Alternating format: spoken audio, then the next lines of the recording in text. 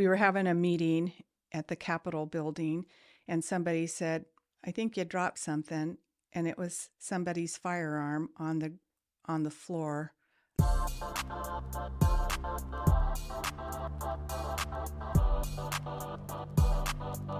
Representative Yamamoto, thank you for coming. I really appreciate it, especially considering everything is kind of, going through quickly with this Bill 415.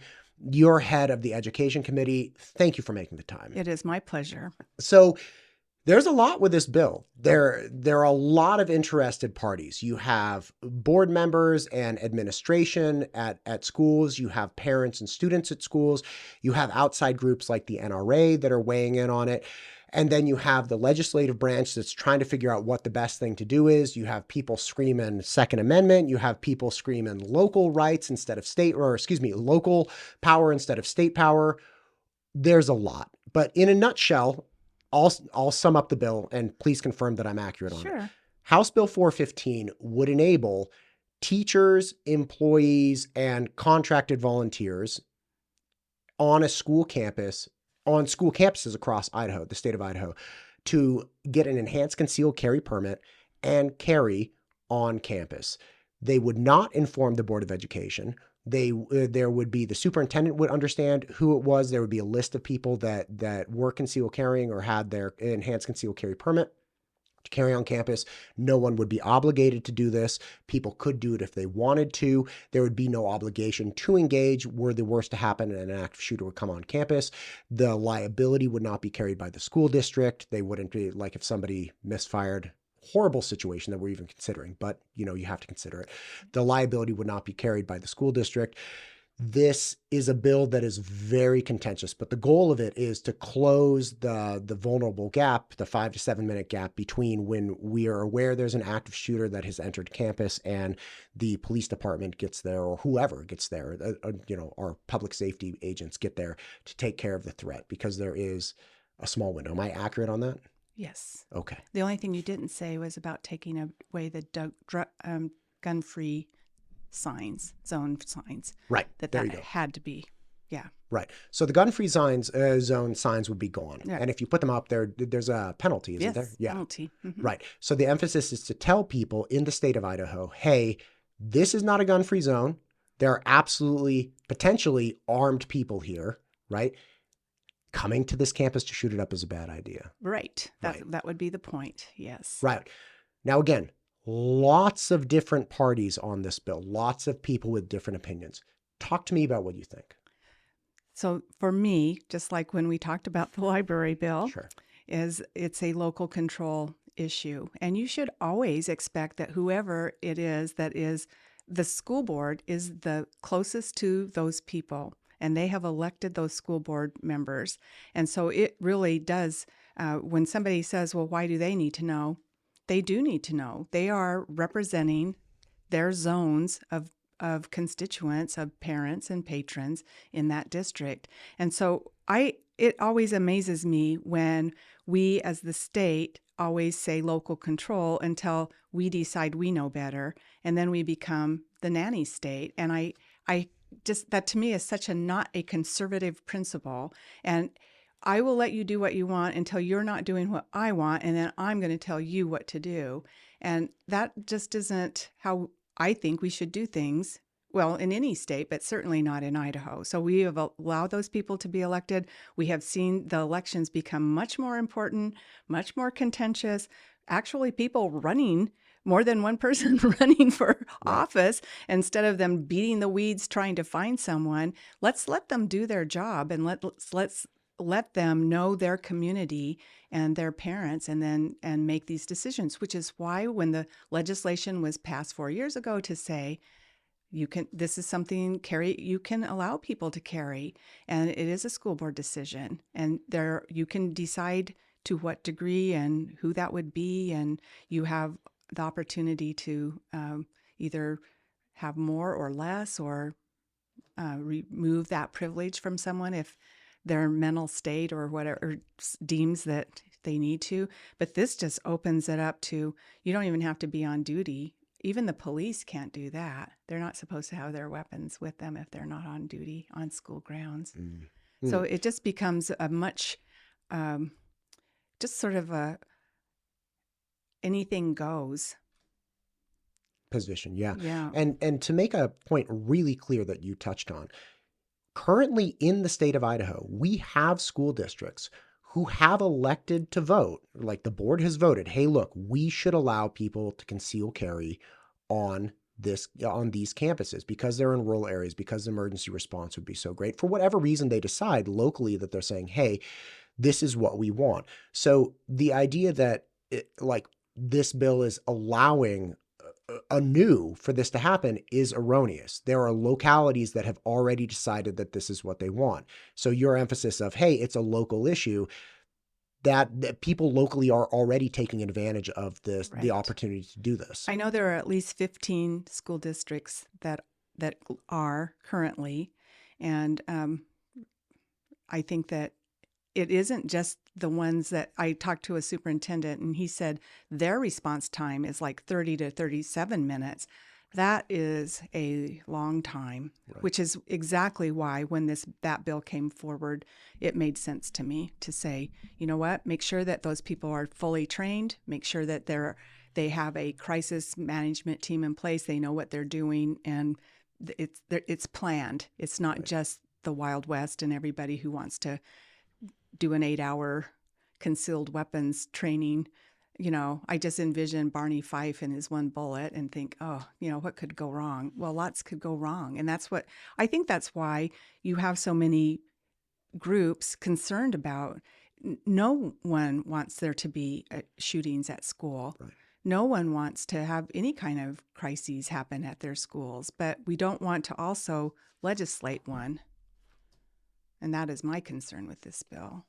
Right. And it should be pointed out, there are lots of, as you said, about 15 school districts that are already doing this. Some of them have taken great lengths to address a lot of the classic concerns. For instance, one classic concern is, okay, say the worst should happen, shooter comes on, and then you have a teacher or whoever that is concealed carrying goes out to confront the shooter or is barricaded inside the classroom. Say they don't even go out to confront the shooter and the police get there. How do they know who's the good guy and who's the bad guy? And they've taken very practical steps. For instance, one of them, I believe, has a set of colored vests that the person puts on. So you can immediately identify this person as like, oh, good guy, right? Like hot pink, whatever the color is. It doesn't matter, but there are physical garments that they can don to identify themselves immediately as somebody who is on the right side. So there are a lot of practical solutions that school districts have come up with and engaged so that these kinds of things don't happen. But as some people are pointing out, this bill doesn't address those things. Like the bill doesn't present those solutions as a requirement. It doesn't present a training regimen as a requirement. It doesn't present garments as a requirement. It's just saying, hey, and again, this is just what people have said to me, which seems reasonable. It's like there isn't any aspect of continued training happening. Right. Just no protocol. And I guess that is one thing that when I visited with Representative Hill is just to say, I do not doubt him for one moment, Right. his passion and why he wants to protect children. I totally understand that. Having been a teacher and a school administrator myself, I always was going towards the problem, not running away and not hoping that law enforcement would show up. And so I totally understand where he's coming from. But as I said to him, what I would like to see him do is take something that could be good and make it better by looking at a larger picture. And we had someone come in and say, you know, there needs to be crisis management teams, schools, even if you're a small school where you only have 10 teachers or maybe even fewer than that, all the more important that when something happens, you need to know who's doing what when, and that there needs to be a plan. And every school I was at, we worked with law enforcement, the fire department, the EMTs, and we developed these tabletop exercises, a mock simulation of if this were to happen, what's your plan? And we already had our plan, but we would see how did it work? How was it, you know, and then they would change things. So if we made this choice, then they would make another choice, and then it would change again what we had to do. It was really, not only was it fascinating, but there were times that it was quite disconcerting because the first thing out of the box is they said that they had killed our SRO and the football coach, who were our two main people, kind of our point people, Sure. right? And so it really made us have to think about what would we do and how do we ensure that we keep our kids safe? And it wasn't just an active shooter. There were other scenarios as well. And even that we have a fire alarm pulled, and the whole point of the fire alarm being pulled is to get kids outside where they become targets. Gosh, at that point, I hadn't even considered such a thing. So that was my point to Representative Hill, is take a bill that you're serious and passionate about, and let's look at the big picture. And then let's say, if we really are serious about wanting to have safety in schools, then let's put our money where our mouth is. Let's determine what would that look like from north to south and east to west, knowing that even now, the charter school where I'm on the board, we are paying for half of an SRO. Well, you got to hope that if something happens, it happens on your half of the week that you got your SRO, right? So we're trying to put things into place, but because we also have the ability by the law that was passed 4 years ago, we do have people on site who are armed and ready to roll and still have a gun-free zone sign. And so that not everybody else is thinking it's okay for them to show up with guns. And I understand that argument that criminal people don't care about signs and they don't care about laws. I totally get that. Sure.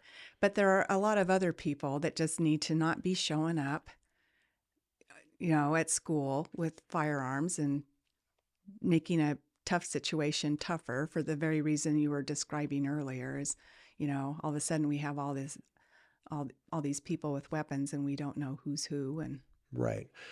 There is an added layer of complexity there. There was an argument. I spoke with a gal representing the NRA, and she came in, and we were talking a lot about her position is, hey, look, this is a Second Amendment right. Now, we do suspend Second Amendment rights in very clear places in our society. You go into a courthouse, you don't get to take your firearm, right? You go into a jail system, you don't get to take your firearm, right? You go into an airport, right? We all travel. Like, you don't get to conceal carry through an airport. There are obviously sky marshals and stuff, which is a different style of program for safety. But again, like, the average person just doesn't get to do anything about it. And I'm sure they don't like any of that. But what's the difference in First Amendment, right? We don't get to yell fire in a crowded place, and and cause mayhem and trampling and killing someone because we've created a situation that could conceivably hurt people or even kill them. Well, sometimes I am a strong Second Amendment person. Right.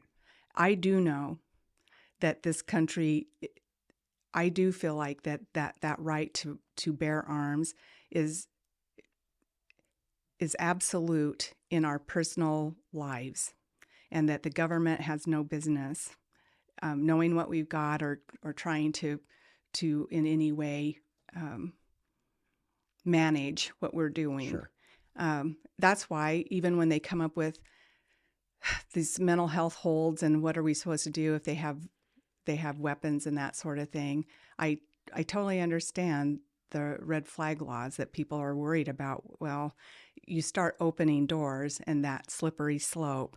But when we're talking about a school, I think we need to be reasonable and say, if there are ways we can do this in a way that doesn't have unintended consequences that can be just as bad or worse than what we've got without it, let's do that. Why do we have to do this if we could make it better? And I guess that was my question is this the best we can do? Or can we do something that actually looks at that school in its totality, looks at all the people that are there, doesn't look just at active shooter, but looks at a variety of things that can go wrong? And what do we do? How do we put an action plan in place so that everybody knows what they're supposed to do? And even on an airplane, they tell you, do you want to be in this row and take on the responsibilities that go along with being in the row that the door is open and, if there's an emergency, and they let people go sit somewhere else, even though those are the seats they paid for, so that the right people are doing the right things at the right time and in the right way. Right. And not without impunity, that in any situation, even police, there are people who review what has happened when lethal force is used, and they determine whether or not was that what should have happened. Would a reasonable and prudent person, would a person who's been trained, are these the things that should happen? This bill just says, whether you use it or you don't use it, no matter what happened, there's no liability whatsoever. When did we ever do that, where we just give someone total immunity from their actions? Yeah, that's a good point. And to your point about the First Amendment, like, you are right. You're 100% right. There are times and places where we don't allow people, like, you can't dox people either. Shouldn't. Right? You shouldn't. Some people do. You shouldn't. And like, that's not a good thing. And I think hate speech. Right. And you also can't defame people, right? Mm-hmm. Like, there are things that you can say with your mouth that actually get you in trouble. So like, freedom of speech, yes, we know it's important. It's not freedom to make any noise you want, right? Because at any time you want, anywhere you are. Yes. I'll tell you, you're at Arlington and they're doing the changing of the guard. They will stop everything, and it's not pleasant if people are messing around and being noisy or not doing what they feel like is proper decorum. And there are just times and places and in a civil society, we make these contracts with each other about how we're going to. That's why we don't all get to drive over 100 miles an hour, even though there are times when we think, well, nobody around, what's going to hurt, or these people are so slow, I'm going to get around them and jet to mountain home. What's there? Not much. So I'm just going to go as fast as I want. Well, there are people who think that should be okay. But most of us have entered into these social contracts to say, you know what? You don't always get to do whatever you want whenever you want to. And you certainly don't get to do it with impunity. Right. That seems fair. One concern that a lot of people have expressed to me is they're saying, look, if we leave this as a local concern and a local consideration, then we are at the whim of our school board members to take action. And they're concerned because they're saying, look, if there are alternatives to this, and first off, school safety is a concern. Right? Yes. Like, it absolutely is a concern. Absolutely. Because somebody was saying, like, this isn't, like, the top concern that people are worried about is like bullying, or the top concern is this. It's like, no, the top concern that I hear with most people is maintaining, like, keeping the building standing, right? Keeping it functioning, and then making it safer. And that's why we're getting, camera systems. That's why we're getting double locking door systems. Like, you will never hear a parent say anything that is more important than the safety of their child. Right. When they drop their kids off and they disappear. Absolutely. So we're already taking steps towards improving the safety of our schools. So the idea that it's like, well, this isn't really the top priority. It's like, no, I think it's pretty close to the top of what all people that I've spoken with that are in charge of budgets or where the resources are going. They're like, no, this is a real thing. Oh, it's job one. Right. No, I agree. Right. So people are saying, hey, look, if we know our board of educations or school boards, wherever they are, if we know that they are taking our safety into consideration because they are taking meaningful steps that have financial repercussions, upgrading systems, getting cameras, all this stuff, they're not interested in doing this. They're not interested in taking this seriously, because essentially there are two steps to school safety, right? So you have the first phase of, can you keep someone out of a building? Can you make it an impenetrable fortress? If you can, there's no need to have a response time. It's like, they'll never get in here. We got a moat. We got like a wrought iron fence. Like, we got everything, right? But even the police can't get in. Right. Like, nobody's getting, like, once we hit this button. Which has been a problem, hasn't it? Right. Mm-hmm. Right. You make it too secure, and then there's not enough information coming out of the building. That's and people can't get in that need to get in. Right. Yeah. That's an issue. But so that's phase one. Phase two is, okay, somebody's passed the gates, right? And now we need to have overwhelming and conclusive force to stop this person. That's where the 911 calls come in and police show up and do everything they absolutely need to put somebody down. As horrible as that sounds. Phase one will never be the entire piece, right? Like getting double doors, getting better camera systems. All you have to do is look at an elementary school system. And you're like, all right, they go outside multiple times a day. They're not even in the building anymore. Like you have K to 5 running around playing on equipment, They've got to doing get there whatever. sometime in the morning, and they all come out sometime in the afternoon to go Right. home. Right. Yes. So it's impossible to make this system where it's like, the kids go in, no one ever sees them. So then phase 2 is, hey, look, we need to have some kind of protection at the exhaustion of phase 1, which is upgrading the infrastructure. So my point is, a lot of people have said, okay, look, the response to school safety seems to always be, let's improve the infrastructure. And there are groups of parents, at least lots that I've spoken with, that have said, I'm not worried anymore about the infrastructure. Like, yeah, upgrade it, get cameras, get like entry, the whole Bulletproof thing, glass, the whatever you want. Right. Mm-hmm. You can do all of that. I'm still worried about when we have to call 911, Mm-hmm. because when we have to call 911, there's a gap in coverage because 911 is not there. That's why we're calling them, Mm-hmm. saying, get here as fast as you can. Right. They're worried about that window, right? That time frame. And their feelings were, hey, I don't necessarily like state level action either, but I'm worried about this window of time. All my Board of Education is doing is upgrading infrastructure, and the infrastructure is not addressing this 5 to 7 minute window. That's what I'm concerned about. So I would say to them, okay, but unless you are arming every single teacher, then even if you have half of your staff, do you want half of your staff to leave your kid in your class, their classroom, to go wherever they're going to go to take out this person who shouldn't be there, and leave your kid in that class alone without an adult, which law says you can't? Do you see what the issue it becomes here? That unless you have every single person armed, then there's always going to be a gap in what you can do. So I really have a problem with, too, them saying, that's why I said to Representative Hill, I don't have a problem with you working. Mark Taylor brought us a bill that said, look, there should be these crisis management teams. These things should be worked out. The board should be involved in that. And if part of that is looking at who could possibly be in the building at any given time. So for us, who only has a half-time SRO, we've got to have a plan for the other half of the time. And let me tell you, we do. And we are comfortable with that. And parents are comfortable with that.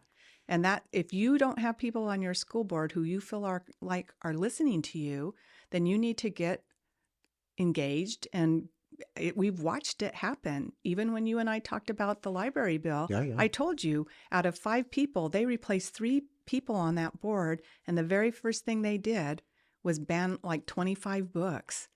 Now they've gone through a process to figure out how they're going to work on not just banning books, but nevertheless, that is every 2 years you get to vote on your representatives, because if you feel like they're not listening to you and they're not doing what they need to do, then that is our democratic republic way, is that we say, well, then find somebody who is. But what you come down to is that you have these parents who want every gap inside in phase 2, but then you have parents who don't want that. So now we're right back to, is it the tyranny of the minority, or is it the tyranny of the majority, or who gets to call the final shots? Because that's the issue, is that on both sides of this issue, I have far more of emails, phone calls saying, you're solving a problem. This is not, creating one. I am far more fearful at the prospect of what 415 will do than what we have now. Well, that's an issue, isn't it? Who do you listen to? People on both sides feel like they're absolutely right. They know best. They're the ones who should get to call the ball. So how do we decide these things? Well, in our society, our social contract is that we're going to elect people to represent us. And if those people don't represent you, then you need to work on finding people to run that do. Right. And that is exactly what people do. This is the process that people go This is the through. process. And Right. does it take some time? Yeah, it does. But, school boards, they only have so long of Sure. terms, but this idea that every time something doesn't go the way I want it, I'm going to get my state representative to do thus and so and take away local control. I do not believe that is the way we should be running government in Idaho. A question for you. There is a lot of discussion, and again, we even led with it, about local control versus state control. And Idaho is a very, very proud, very independent state, Mm-hmm. which is beautiful and awesome. But there is still place for state legislation where we tell everybody, hey, this is what we as a state are about, right? And so, That was the fentanyl bill that we talked about yesterday, wasn't it? That's exactly what that was, is that each city and county can't be coming up with fentanyl legislation about how it's going to roll in their county or their city why because, can't they? Just curious. And well, I'm not saying it's the right thing to do. I'm just saying, what is it about fentanyl that makes it uniquely different? I think it's any drug that, Okay. the reason that they happen from the state level, because we already have people complaining about marijuana when and you're in the panhandle and in 20 minutes or less, you can be in Washington or in Right. Oregon or, Right. somewhere where it's fine and dandy. And, that's an issue. So they're even complaining when they have to cross a line, a state line. So you can imagine if they're crossing county lines. I work in Ada, but I live in Canyon, or I work in, Right. whatever the situation is. And so it's okay over here, but it's not okay 5 minutes from where I drive to.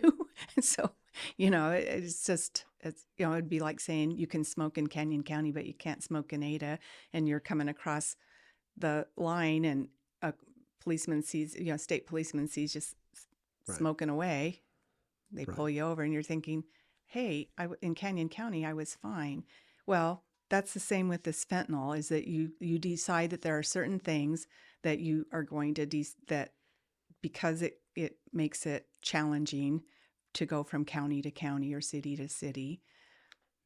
The other thing that I was just actually thinking about, one of the nuances, obviously, that is clearly different is like we don't have a board of narcotics in every county, No. right? So we don't have lower level elected officials that we all elect to make the drug laws Mm-hmm. in that particular area. And then if we don't like them, we vote them out or, whatever it is.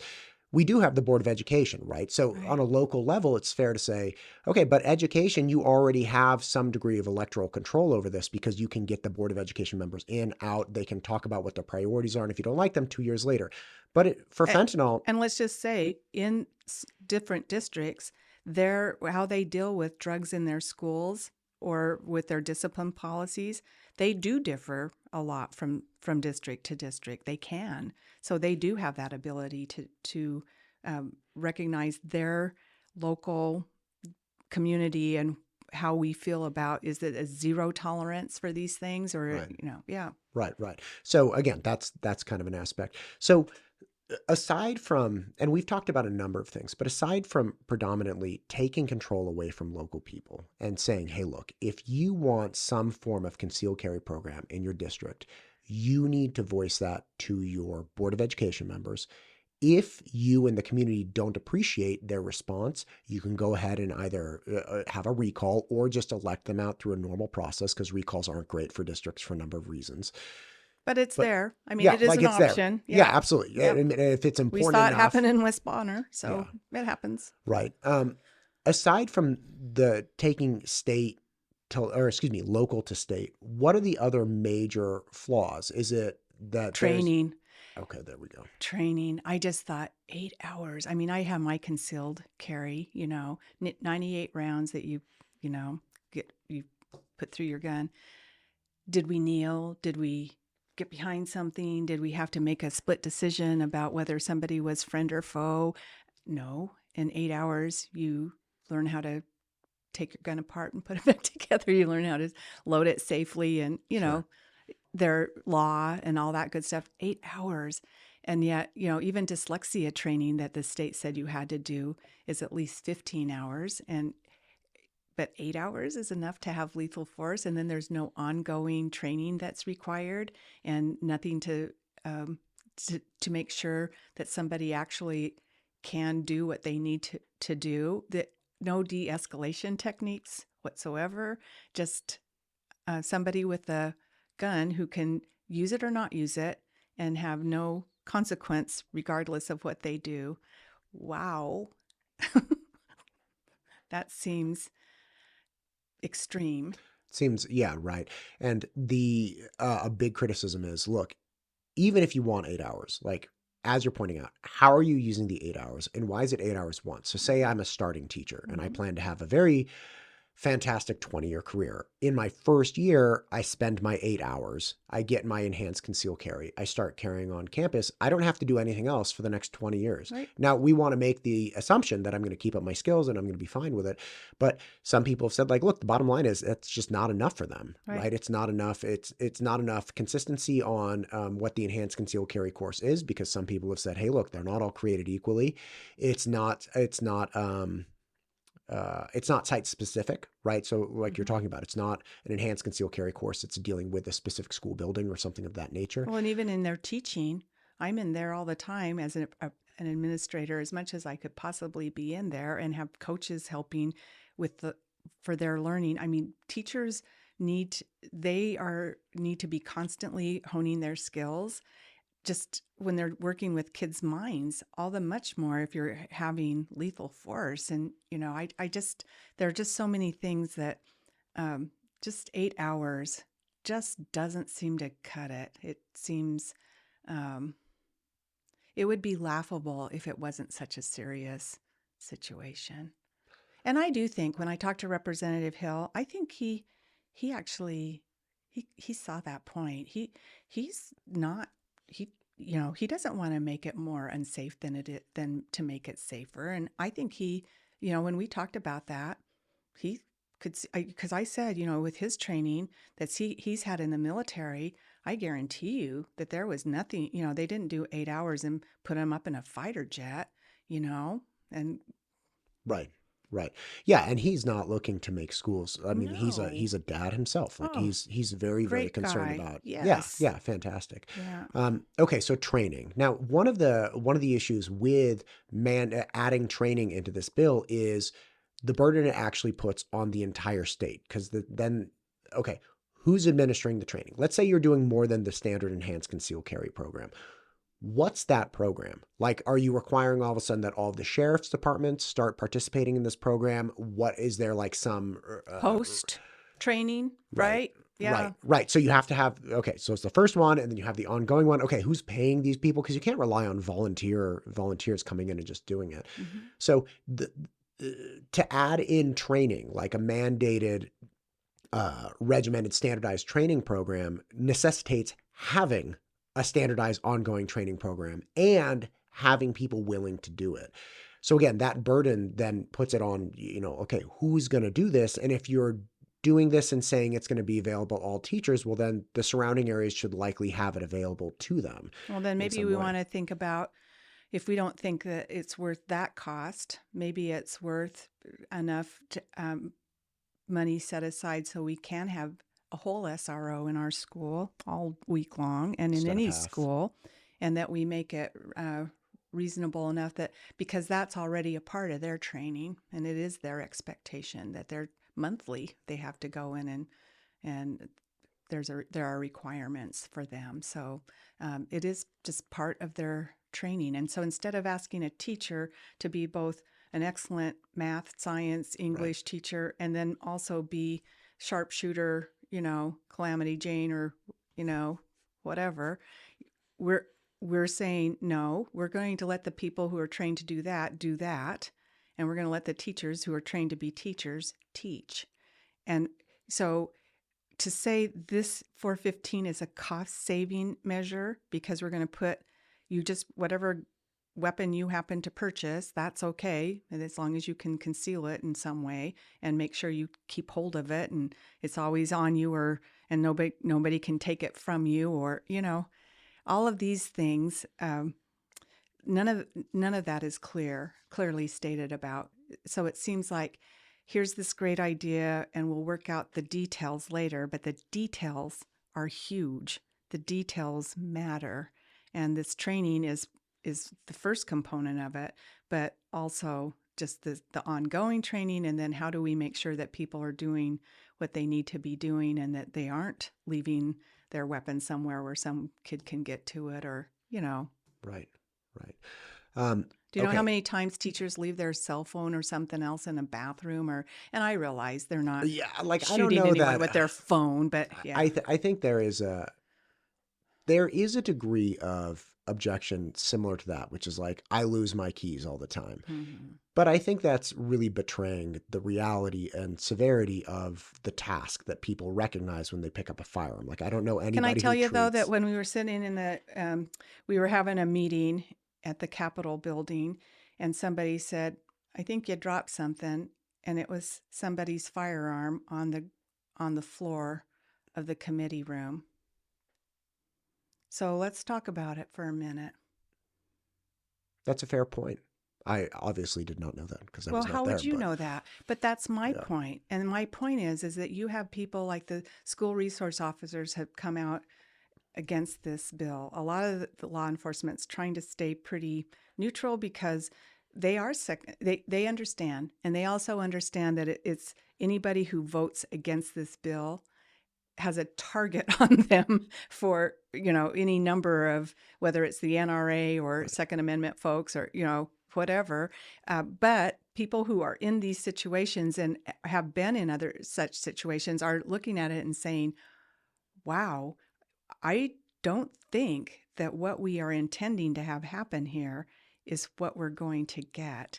And our job as legislators is to think about those unintended consequences and to weigh those things out. And if we can make a bill better, we owe it to our state, every kid that lives in this state and their parents, to make it better, not just get it through.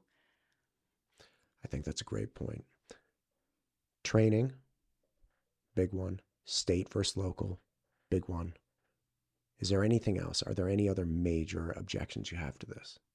That's pretty really that, and just that you just have parents and children who it doesn't make them feel safer. But we are going to discount all of those folks. That doesn't feel right to me either. So especially like I said, if there's a better way we could do what we needed we can do, and we can. Might it cost us more? It might. But again, to use their dichotomy that they're always using about you're either this or you're that, is our kids' safety important enough that we're willing to have enough SROs who are trained to do that job? And that is their job. They're supposed to heads on a swivel, looking around, trying to anticipate. That's their function. That's what they are trained to do. And then let's let our teachers do what they're trained to do, to love our kids, to teach our kids. And if they're not learning, how do we help them? And if they're learning a lot, how do we help them move forward? Let's let people do what they were trained to do and let them do that well. And to me, it would be worth it. I'm not sure, to me, to say it's a cost-saving measure, that doesn't elicit a lot of joy in my heart.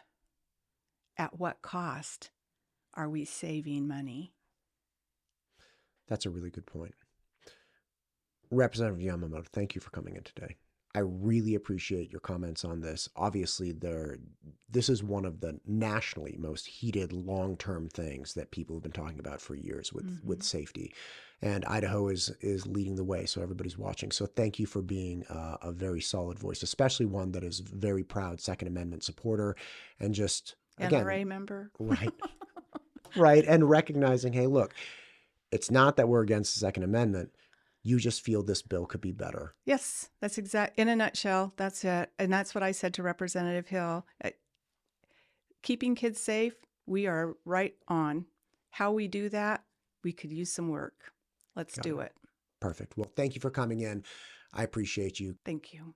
This podcast is brought to you by MTU Studios. If you're looking to start a podcast or need content for your business or personal use, content of any type, please reach out to MTU Studios. MTUstudios.com. We'd love to help.